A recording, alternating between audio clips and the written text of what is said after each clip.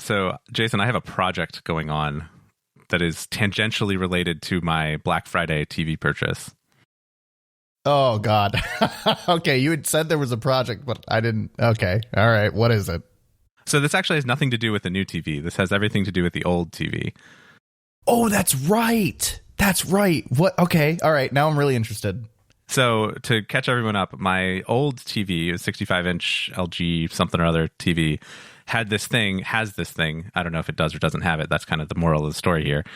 It has this thing where it will, while you're watching it occasionally and at random intervals, it will just turn itself off and turn itself back on. Like, you don't have to touch the remote. You don't have to turn it back on. But it's like you're watching a show and then the TV just shuts off and then the LG logo shows up and it just comes right back. But also it takes it another 5 to 10 seconds to sync with the soundbar. And like, it doesn't inform your Apple TV that it's, playing something that it should stop playing that thing. So you like lose 10 to 15 seconds of your show. So you have to like pause it and go back. It's a real pain in the butt. And so what happened was I got a new TV that solves that problem. However, now I have this 65-inch TV in my house that is still like a decent, it's a 4K TV. Like it has its LED backlit. Like it's a nice little skinny TV, all this stuff, but it has this one flaw. Can I ask some clarifying questions first? Sure. Is this flaw, have you like ruled out everything else on like with this? Like, does it do it when it's not playing from the Apple TV? Is it like the input? Is it like the like the controls return channel where like the Apple TV could tell the TV to turn off? Like, have you ruled all of those other things out? I haven't ruled them all out, but I had this happen one time on the PS5. So like it happened on two different inputs, but it more frequently on the Apple TV because that's what we spend more time doing on the TV. So, but you're right. I did not try turning off the CEC thing where it can like control it. But if the Apple TV was controlling it, the Apple TV would have paused its own input while it was doing that. That's probably true. So like this is something that was totally weird, like totally TV centric, it would seem. It happened one time when I was playing Returnal, which was a little scary. Fortunately, Returnal has a little pause. You can just pause it and it pauses everything because it's a single player game, which is a novel concept these days. It also wouldn't turn back on immediately, I think. Oh, yeah. If it was CEC, then yes, it would probably not turn itself back on. You'd have to push some button on some remote somewhere. Anyway, okay. So, all right. So it's most likely something wrong with the TV. I think you told me you also researched this and you're not the only one to experience this. Yeah, there's a few scattered forum posts that talk about it, and none of them have any satisfactory kind of instructions or like fixes. So what I did was, the thing you naturally would do, which is I took the back off the TV and looked at it and looked at all the little circuit boards inside. Naturally, because that's what you do. And I found nothing that was wrong. But I ordered a new power board anyway. So like the board that the plug from the wall plugs into and it like turns the voltage from, wall power into TV power, whatever the right numbers are for that. And I bought that from tvpartsguide.com, which is a little sketch. And it came in the funniest set of packing. So this is like a circuit board. This is just like it's almost like a computer motherboard, right? Except it's got like discrete capacitors on it and stuff. And they're all, just soldered onto the board. So it's a little bit less like buttoned up, compared to a computer motherboard. Maybe I'll put a picture in the show notes. And so I get this thing and it comes in a bag. So it comes in like a one of those like white plastic Amazon mailer almost like things, but it wasn't from Amazon. And I was like, okay, all right. It came in a bag? Well, no. So, I mean, that was the outer wrapping. That was what the shipping label was on. Oh, okay. Woo, man, I was getting really nervous there for a second. Inside the bag was a box. You could feel the box through the bag. So I open up this bag that's completely nondescript. And inside the box is a USPS, like priority mail flat rate box, I think, that's sealed shut. And I'm like, okay, well, that's clever packaging, right? You get a free box from the post office and you do the thing, and that's fine. And so I open up the box, and inside the box is a FedEx padded envelope. I'm sorry. Okay. All right. None of these have any shipping labels on them. It's just like this weird shell game of different shipping companies' free packing material. And inside that box also was a bunch of packing peanuts, which I have not seen in years, which was kind of annoying because like styrofoam packing peanuts are kind of out of style these days. Yeah, they're static generating. Oh, yeah. Well, that's a side note. But this thing was inside this other bag. And then inside of the FedEx bubble mailer or whatever it was, which was sealed also. All of these things were all sealed with their, like, as if you were going to mail them, which also seemed a little excessive because they were all inside of this outer shell that was being mailed. And inside there was a circuit board that was bubble wrapped with tape that I could not figure out how to get off, so I had to like cut the bubble wrap. It was kind of crazy. So I finally got down through all the layers of the egg here and got down to the circuit board, and I swapped the circuit board and the TV, and it turned on just like it always does. So good job. The new circuit board is not any worse than the old one. But now I've got this problem, which is like, this is no longer the primary TV in the house. And I have no good way to tell, is this problem still happening? Did I fix it? I was going to say, how are you going to test this? Well, obviously with technology. Oh God, you put a camera on it. So what I did was, so we sat there and watched it for like, I don't know, probably half an hour. We just put something on and watched it while we were chit-chatting and stuff. But yes, then I was like, oh, I need a project. This needs to happen. Actually, I do not need a project. My life is quite busy. I do not need more projects right now. But yeah, tell me about it. I decided to take this and to turn it into a project, which is not quite done yet, but it is close. So I have several Raspberry Pis around my house, and most of them are unused at the moment. I tried to make a little cluster of Raspberry Pis at one point, which was a fun little weekend project, but ultimately didn't pan out because, side note, Raspberry Pis are really, really slow. You think? Yeah. So trying to run a bunch of Docker containers on a bunch of little Raspberry Pis and playing with Kubernetes is just like excruciating. So that's how I have a bunch of spare Raspberry Pis. So I get one of them, and I have the Raspberry Pi camera module too, because there's a dedicated Raspberry Pi camera. I didn't know that. Yeah, so it didn't have to be like a USB webcam or anything. There's actually like this little, there's like a separate port that's like this, I don't know, a bunch of little pins, and you just like slide this ribbon cable into it, and that's the camera. So I have rigged up a thing where I've got a little box that's got the Raspberry Pi sitting on it, and then I put little push pins through the camera to hold it straight. And then I can sit it on the couch opposite the TV. And I hooked up an HDMI cable from the Raspberry Pi to the TV. And there's actually a program you can get for the Raspberry Pi or for Linux in general that lets you control CEC devices. So you can actually control the power on, power off state from the Raspberry Pi. So I have that working, and I have a little Python script that can like capture pictures, and it can turn the TV on and off. And so I'm like, I can actually simulate real viewing patterns, because it's like turning it on for 48 hours and just like watching it is not like a fair assessment, because like usually you run it for a couple hours at a time or whatever. So I can actually write a script, and this is the part where I'm up to this point, and the next step I'm not there yet. But I can write a thing that will basically play some video on the TV or something, and from the Raspberry Pi, and then run this CEC command to turn on and off the TV at like, I don't know, for 2 hours at a time or something like that. And then it can also basically just watch, like using the camera, it could just capture even every like 1 second and make sure that it's not showing the LG logo. Because when it reboots, it shows the LG logo for like 2 seconds. So maybe I'll have to take a picture every half second instead of every 1 second. But whatever it turns out to be, it doesn't have to be like a full-on video. So now I've been researching a little bit like OpenCV and like how do I do image detection to see if this logo is inside the image. I was going to ask if you're going to auto detect the LG logo. Oh, absolutely. I'm not looking through all these pictures. No way. I mean, although it wouldn't be that hard, like, because especially if the screen is supposed to be showing something in color, this is like a black screen with the LG logo in the middle. So you could almost just like figure out the average color. They call them color histograms. Oh, yeah. That's not a bad idea. Because I don't really care what the picture is. I just care if it's the LG logo or not. So there are ways to do this. There's computer vision libraries and stuff like that. And they actually run on the Raspberry Pi if you want them to. And the Raspberry Pi has a little GPU on it, so it can do some level of this OpenCV kinds of stuff.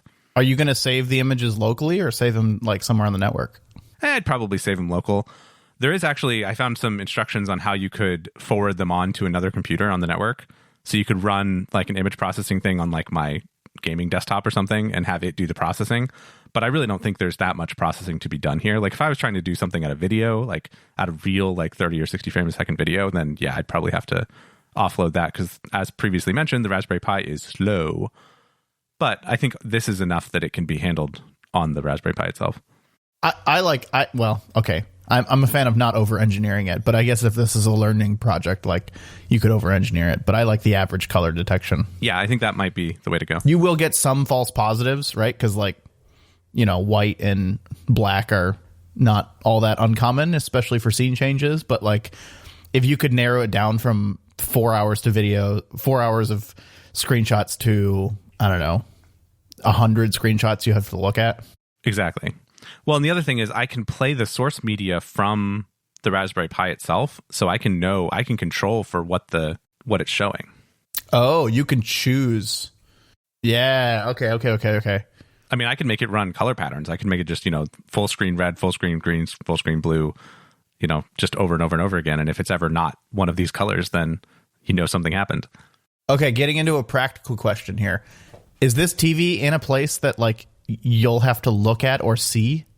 Well, that's the problem right now. Yes, it is currently in kind of the loft area. That's kind of a thoroughfare, you know, spot in our house. So I've contemplated relegating it off to a spare bedroom and just closing the door and keeping the environment pretty controlled and just having it do this for like a week. Yeah, because I can imagine a scenario where you're running these color patterns and like every time you walk past it, you're just like, oh my God. Yeah, right now it's pretty well taken over what is essentially the upstairs living room completely. So that needs to change.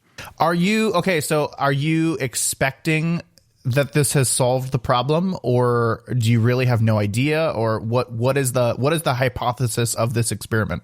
I expect this will have changed one variable, which is the power board. There are 3 boards inside the TV. There's the power board, there's kind of the logic board, and then there's like a multiplexing board that connects out to the actual panel. So there's these 3 boards you can swap out. I've done the one that I thought was most likely because the thing was power cycling, which to me said, okay, something on the power board is failing. And it was automatically coming back on, which meant that it was maybe a brief dip in voltage or a brief dip in a capacitor or something like that. So that's why I started with the power board. And so I hope that is what has fixed it. But that's why I have to verify, because I really do have no idea. So if this TV is fixed, what are you going to do with it? That is the real question. I don't know. So as I said, it's a 65-inch TV. Mounting it on the wall is an option. I have a standing desk that, you know, motorizes up and down, and I don't know if I could mount a 65-inch TV on the wall above the desk such that it would be of any use if the desk was in standing configuration. I mean, okay, when I raise my desk, I probably lose the bottom 2 inches of my TV. No, that's not so bad. But I don't need the taskbar because I have it on other monitors. And I don't know how often you stand, but I don't stand often enough for that to bother me. Yeah, I mean, I stand probably every other hour or so for like 10 or 15 minutes, but that's not... Oh, that's good. That's really good. I find myself getting a little antsy in the chair, so I just pop the desk up. And that's also helped by the fact that my desk, I just have to click the thing once and it automatically goes up to the higher height, and then it goes relatively fast. When I was in the office, we had standing desks that were from a more like, just a different company, I guess, a more like industrial office furniture kind of place. And they had the thing where you had to like, you know, hold the button, and it was like a little slower than my one at home. And like that one I didn't change very often because it was just kind of a production to change from sitting to standing.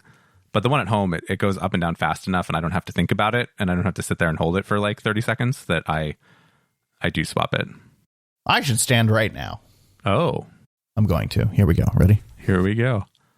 I could do that. All right, standing P&A. Here we go. Welcome back to Pride and Accomplishment. I'm Chris. And I'm Jason. This is episode 65. I have news. News? I feel like I start a lot of episodes of P&A like that, but I actually have news. What news do you have? Wait, okay, so for those listening, we actually did stand, and we are actually standing now, and I'm realizing that changing the position of my desk, I'm now like overlooking the balcony that that I normally don't look into, and I'm sure it is crazy echo. So I'm going to sit back down. Oh, okay. I am still standing. I was like hearing my voice come back up from downstairs. I was like, nope, this is not going to happen. Yeah, thank you for, as an editor's note, thank you for fixing that. All right. So I was also building tension for my news. I got my PS5. How is it? Okay, so I have not opened it yet. Oh my gosh, I could not do it. Speaking of being super busy, so it arrived 3 weeks late, which is not all that unexpected. But like the thing that annoyed me the most was that like Walmart was never able to provide hey, we expect it to ship it this day, right? Or like they never provided any kind of update. Just all of a sudden it was like shipped, it'll be there Thursday. That was a little annoying, mostly because of this next fact that I had to sign for it. Wow. And it's a good thing I work from home now. I mean, did you know it was coming? Did you have like tracking information? I did have tracking. It did say it was going to arrive Thursday between, 10 and noon. And that was accurate, which I was very impressed with. But what happens if I work? Like, had to go to work? I mean, I think that the FedEx person or whatever leaves a little thing on your door that says, we'll try again tomorrow. I know, but I just, after all that time to like have missed the PS5 delivery, I would have been not very happy. I mean, you haven't opened it yet, so what would another day? I haven't opened it yet, but it's not about that. It's now that it's in my possession. The quest has finished. It's over. I have it. It doesn't mean I need to use it. I may just vendor it and salvage it. Or no. But the quest is over. It's on my counter. It's ready to go.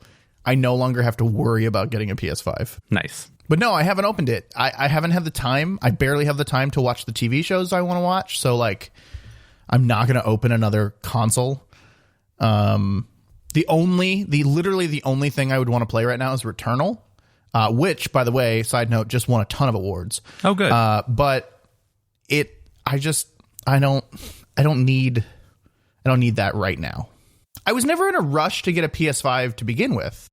Right. So you weren't in a rush, but now you have one. So like, I don't understand how you can let it sit on your counter and just not even open the box. What do I need to open the box for? I know what it looks like. I couldn't do it. I could not let it sit. I just couldn't do it. No, man. No, it doesn't bother me at all. My gosh. I should open it soon-ish because if for any reason I need to return it, like I need to know before the return window closes. That is a good point. Like if it's broken or something or whatever. But or if they sent you an Xbox instead. No, I mean, no. Okay. All right. So let's be clear here. The cardboard box has been opened. I see in all of its glory the blue and white PS5 box on my counter. And you've got the digital one, so it's like the black box, which looks really cool. Sure, maybe. I don't know. I think I sent you a picture. You did, yeah. The disc edition is a white box, and the digital edition is a black box. I'm literally checking now because even though it's on the counter, like directly below me, I have. Oh yeah, no, that looks cool. Yeah, the white box is less exciting. But yeah, I have it. Returnal is on my list. That's my news. Speaking of Returnal, a little bit of follow-up. We had a listener that responded and said, so when Jason gets his PS5, how mad is Chris going to be if Jason finishes Returnal in like 3 attempts? And this is something that we've talked about a couple times, about the fact that I'm still playing Returnal, like, and still going through loops every now and then. And I don't think I'll be bothered. Like, if Jason really just, gets into it and has a good run and beats the whole game in like 3 hours, then good for him. But I won't be disappointed. Wasn't there a news article that was like, someone posted in one of the Discords we're in, where like Returnal was like the most unfinished game of 2021? It was something like that. Yeah, it was, here's a list of games that people haven't finished, and Returnal was like on the top of it. Yeah, and they did it based on like the trophies and the rewards that you get that's like public, and they found that like the most number of people had started Returnal but never like seen an ending of Returnal. I don't know if there's multiple, but like they never got the trophy that says they beat it. Yeah, those kinds of trophy analysis are kind of interesting. People do that all the time. because like PlayStation will tell you like you're in the top X% of people because you have this trophy. Yeah, I find that. I mean, I don't find that surprising at all. Like, I do not find that surprising that like a bunch of people just haven't finished Returnal, even though it's amazing. It's great. I believe that maybe it's a little too hard for some people. It's definitely like an acquired taste. Yeah, and it's what I mean by too hard is it's too hard without seriously grinding the meta, right? And by grinding, I mean you know what I mean. Like it gets easier the more you play, both by learning the game, but also a little bit of meta. Very small bit of meta, not very much at all. Okay, well then maybe it just flat out is too hard, which isn't a bad thing. I have absolutely gotten my money's worth out of Returnal, like for what I spent on it, which was full price, or not full price. It was like $60, maybe 50. But either way, I have gotten plenty of hours out of it, and I feel like I've really gotten my money's worth, and I've not even made it past I think the third biome, and I think there's like 6 or 7 biomes, so I know I've got a ways to go there, but it's really nice as a game that you can kind of pick up and play and then just like lose and put down. Like, I mean, you could also say, oh, one more run, but like it's got a nice clear stopping point every time you die, which is actually kind of refreshing. It's not like one of these like narrative games that just like it plays like a movie that's like 16 hours long and you just keeps going and going and going. Yeah, and you're like, can I stop right now? Or yeah, that was one thing that Uncharted did really well, where Uncharted has little like chapter markers that show up on the screen, like little titles that say like chapter 17, and then it has like a name for the chapter. And you're like, oh, I've reached the next chapter thing. This is a good stopping point because the game told me so. Because otherwise that thing just plays like forever, like a movie. And there's no loading screens, which is amazing. Speaking of getting your money's worth, you've been playing a lot of Call of Duty Vanguard. Yes. Thanks for noticing.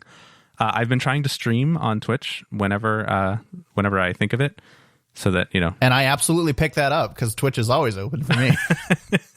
Yeah. So then I'll go live streaming and then I'll get like one viewer, and so I always know that's Jason. But the PS5 interface for Twitch streaming is actually pretty good. Like you get to see the chat, at least for short messages. You see the chat come in as like a little like toast on the side of your game on the PlayStation. Oh, so you totally see me like chatting it up. I mean, sometimes it doesn't do everything. I don't know why, but like it doesn't seem to do everything. But yeah, I do occasionally see messages come up, and I can't respond to them, but like I see them happen. I guess if I was a real streamer, I would have my like mic on and I would be like, "Oh, hey, Cezanne, thanks." But I don't. It's very interesting because I can't hear you, but I can hear your party chat. Oh, weird. Yeah, so I don't have any idea what you're saying, but I can hear when other people are talking back. So I kind of have to piece the conversation together. That's weird because, yeah, I tried to... so that's the difference, too. Yesterday, I was streaming, and we were in a Call of Duty party, which I assumed you could hear both sides of. But when we're in a PlayStation party, there's actually a separate setting when you go live on the PS5 to like, do you want to include the voice chat or not? And when I do that, I say no, so that just like none of, I assume, I guess I've never watched my own stream, but I assume none of the talking to anybody gets through there because the party chat is not included. Yeah, normally I can't hear anything. Yeah, so you just get the game. So yesterday was unique because I was in a Call of Duty party with somebody, and that is technically game audio, kind of. So that's why it got streamed. So are you okay? So you've mentioned to me kind of off the air that you like it. You like the zombie modes a lot, but are you enjoying the multiplayer aspect of it? I mean, you seem to be okay. So I'm watching you, right? And I'm like, I watch kind of out of the corner of my eye. But yesterday I saw you do something incredible, and I was like, "There's no way Chris is the one playing right now."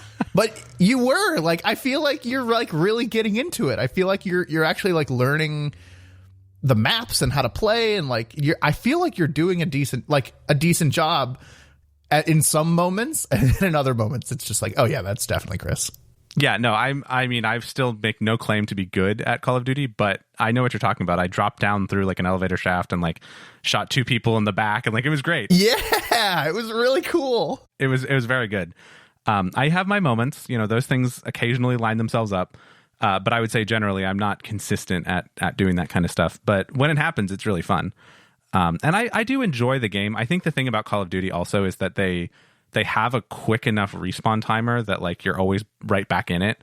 And so there's not a huge penalty for dying other than you lose your kill streaks, which definitely bites me from time to time. But like I can enjoy it. I can play the game and enjoy it because even if I die several times, and definitely more often than I should, it still like brings me back into the game fairly quickly and I can try again. But yeah, I would say overall, I've had a good time with the game, and we've got a little group now of like 4 or 5 people that have the game. So like you can always find somebody to play with, which is kind of nice because it's been a long time since we've had a game that like everybody at least casually plays. Like the last time that really happened was probably Overwatch for me. I know that you weren't included in that group because you don't like Overwatch, but this is that kind of thing where it's a game that like it can handle all skill levels. It's not something that you have to be like Rocket League. You're kind of in whatever tier you're in, and there's like this stratification of that. And in Call of Duty, I know that there's an MMR behind the scenes, but it doesn't really show it to you, and you don't really think about it. So you're just like, hey, I'm playing with my friends. And you're playing with crossplay friends, so what the heck? What's going on? Yeah, so this is something that we had this big debate on before we started. And finally, an article came out a few weeks ago that was like, actually, the controller people have more aim assist than keyboard and mouse does, which is always true. But the controller people are doing better than the PC people. And I think that kind of convinced some of the more stubborn members of our group that it was okay to leave crossplay on. I will say that in my own experience, I have only, except for when the person was in my party, I have only seen PC players in about, I don't know, probably 2% of the games that I've played. Like it's almost always PlayStation, and then sometimes PlayStation and Xbox mixed, and then very occasionally you see the little PC icon in a lobby. And so it's not really a problem. I like that it tells you. Yeah, it is really nice that it tells you. It has like a little PlayStation icon if it's the PlayStation, and then it has a little like picture of a generic console next to a TV if it's another console, which is Xbox. And then it has like a picture of a computer tower if it's a PC. You mean no one's playing on Switch? I don't think Call of Duty's on the Switch. I don't think it's out on Switch. No. It would be bad if it was. Have you had a chance to play any more zombies? Like, are you enjoying that? Have you played any multiplayer zombies? Sorry, I have so many questions. So many questions. My goodness. Yeah, so I have played a little bit more in the way of zombies. I've played a couple of solo games, and those are fun. But I actually have had the chance to play with a couple of friends. So I've not played with randos yet, but I have played with friends on zombies. And that was actually really fun because it gives you, somebody to talk to, and you have, oh, hey, they're over here. Oh, hey, they're over there. We got to go here. We got to do that. And you get to kind of explain what's going on. When you learn stuff, you say like, oh yeah, here, come over here. And you can get the speed boost and all of that kind of stuff. And actually we had a really good session going. We played, I think for like almost an hour and a half, like in a single game of zombies, which was really good. It's probably a little slower than it should have been, but we were learning. But it was really nice to see everybody like, oh yeah, oh, I got this really cool gun, or I don't need this. Do you want it? So that added a better like dynamic, a team dynamic to it, which was nice. But we haven't played that many zombie games. Like I like playing zombies a lot, but people like playing regular Call of Duty more. So I kind of go with the flow on that usually. But if I'm getting on like before other people, I'll just hop in a solo zombies game, kind of to warm up, kind of just to play around. And then if I can get to at least level 5, you can do the exfil thing, which is basically ending your run intentionally. And so I just do that, and then I can go play with them. I mean, it doesn't really matter. You could quit instead of doing the exfil. I don't really know if there's like bonus points or what the difference is, but it's kind of nice to be able to say like, I have intentionally chosen to end this, and I have done the thing to finish the game. Okay, well, speaking of this and transitioning and following up from last episode, amazing how this all works. Call of Duty Vanguard is on like super sale right now. It's like 30% off, I think. It's 35% off. Yeah, it's like $40 on PC. Yeah, $38 for a brand new Call of Duty. It's a very good deal. Very good deal. Yeah, so I'm installing it. Oh, okay. It's cool. I bought it. It's done. You heard it here first. Jason bought Call of Duty. I just could, like, you're playing it a lot, and I want to play with you guys. And, since crossplay is not like the devil anymore, I feel like, I might as well have it. It's been a long time since I played a Call of Duty game, but I've been watching you play it, and I don't know, I got this little urge to play. Yeah, I mean, I would say it's definitely a Call of Duty game. Like, if you've played some Call of Duty in the past, right? Yeah. No, I've played a while ago. I've played a significant amount of Call of Duty. Gotcha. Well, this should feel very familiar, I think. Except for there's I guess there always has been, but there's all these different progression systems, and there's a battle pass now, and there's seasonal events, and you get little challenges and things, and all sorts of meta stuff around your Call of Duty gameplay experience. But I actually kind of like all that stuff. So I probably won't deal with any of it. I will get what I get and don't get what I don't get, and I typically don't go after that stuff. Call of Duty is shooting games is actually one of the genre of games I play because I enjoy playing the game. Not for the metagame. Rocket League actually falls into that too, but Rocket League does a really good job of rewarding you for just playing the game. Right. Whereas Guild Wars is fun, don't get me wrong, but I like the meta game of Guild Wars, the achievements, the getting better gear, the things that you don't necessarily have to do. And the core gameplay of Guild Wars is pretty fun, but I like the meta gameplay of it as well.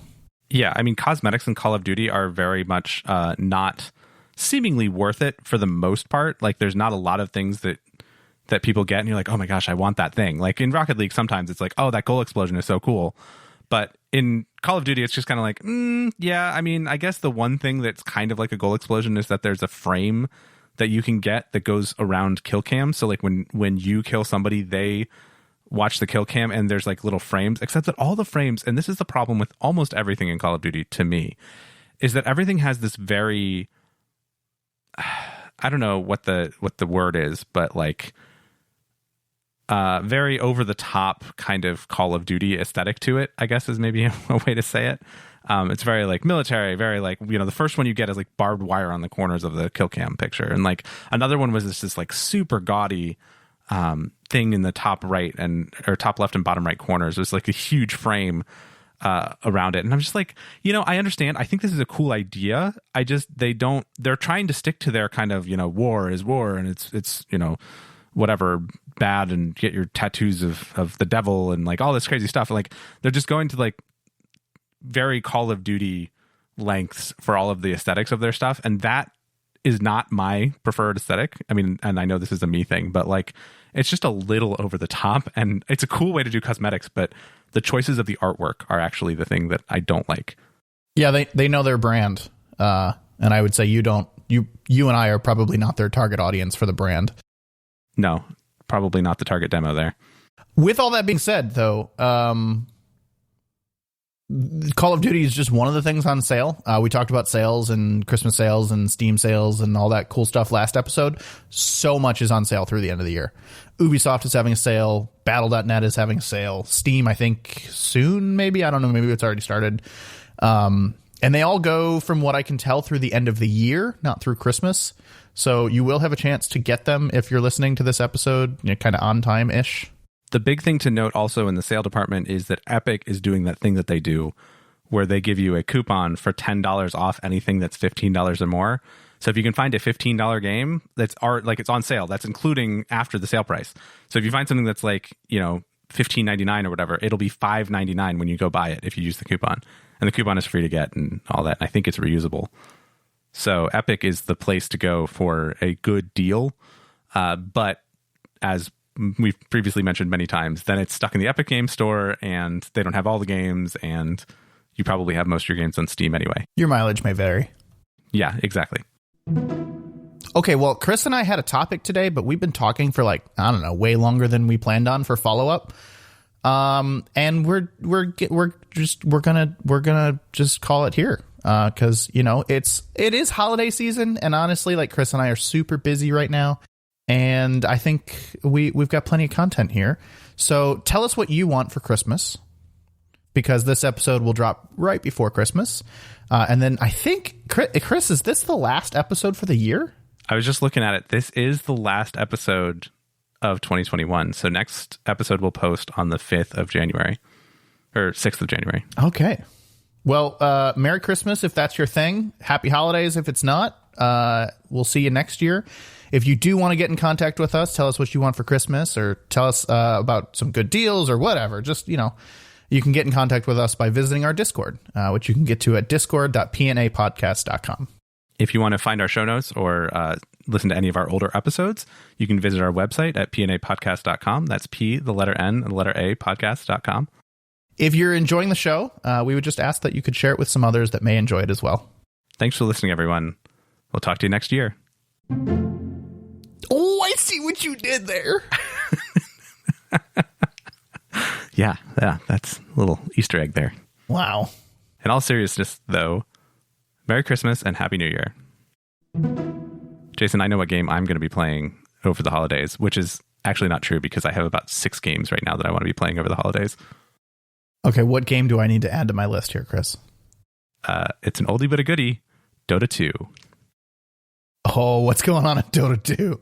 So they have brought back their Aghanim's Labyrinth mode, which I think we actually played last time it came up. I don't remember. Yeah, I do remember that. So that was the roguelike thing where you have the different rooms and you like choose your path through this little dungeon, and like there's different challenges in each of the rooms, and you try to get to the end, and if you don't get to the end, that's fine. You get some currency that you can use to like buy upgrades for the next run and all that stuff. So it is really a roguelike thing, and it's happening inside of Dota 2 right now, and there's a battle pass for it, because of course there is. So I am very excited. Why did they bring it back? I think it's just they wanted to have like a seasonal event. So they used to do Frostivus, I think it was called, and it was like that was their winter event. But this Aghanim thing, I think they did it around this time last year as well. Maybe not though. And it's just I think they like to have some kind of event going on, and like they're doing battle passes more frequently throughout the year now, and not just for the international, which I kind of like because I like the metagame driven playing of Dota. So I am very excited about this. I just found out about it actually from one of those ads you get when you update Steam, and it shows you all the ads of all the games you play. Oh, no kidding. So I was like clicking through them, just like click. And then I just happened to notice one of them. It was like all purple, and I was just kind of, not really reading them. But then I saw the Dota logo in the corner. I was like, oh, what's this? And then it was the Aghanim's update or whatever. And I was like, oh, sweet. The one thing of note for this that will pique your interest is, so they added Marcy from the Netflix animated show. Ugh. What a great show. Yeah, so they added her to the game as a character. And Mirana has always been a character, and she was one of the other main characters of the TV show. And they now are adding a Mirana skin that is her from the show that you can get as part of the Battle Pass. Oh, that's cool. So I'm kind of excited about that. And I think, and I don't know, but like the intro that they gave in like, previewing the item set, was sounded closer to the TV show. Like I always thought it was the same voice actress between the game and the show, but I'm not convinced that that's the case now, because like the voice was closer to the show, or maybe it was just re-recorded with better equipment or whatever. But I'm very excited about that. So I'm definitely going to play enough to get whatever level I have to get that. Is this a solo game? You can play it with people. But you can play it solo. You could play it solo. It's yes. a roguelike that is soloable. Well, actually, I don't know. I mean, I think if you queue solo, you'll still end up with 3 randos. Like it's designed to be played as a team. Oh, okay. But they've like upped the ante. They've got like almost like the sphere grid from Final Fantasy VII as like a progression system for this Aghanim Labyrinth thing. So they're like going all out on the event stuff this year. How many levels are there to this battle pass? I think of all the stuff you would care about, I think it's 330 for the Drow Ranger Arcana. And to get the Mirana thing, it's 135, I think. And you can buy a pack that starts you at 100, which is probably what I would do. Is that many levels obtainable without buying things? Well, you have to buy the pass at least at the $7.50 level in order to even be getting levels at all. It's not like Rocket League where you're playing the battle pass without. But I do think that if you bought the base game, and then 135 levels is tough to get if you don't buy any. But you can buy 100 levels, like the battle pass plus 100 levels for like $42. So I'll probably do that. Their battle passes are expensive. Yeah. I have a soft spot for Dota, but yes, you're right. I mean, I'm not saying you shouldn't buy it. I'm just saying compared to other games, battle passes are like in my mind, wow, we're getting into battle pass. Maybe this could be a whole episode on battle pass design. But battle passes to me are like something that you pay to unlock. I guess almost every game you can buy levels. I was actually looking at this one and it was $7.50. So it wasn't the typical $10 for a battle pass. It was cheaper, but it also has no way to earn the next one. Yeah, but there's no way you can get all this stuff by just playing the game. No, not in any reasonable amount of time. Yeah, but it's all cosmetic, so no one cares. Mm-hmm. And I'm a sucker, so it's fine.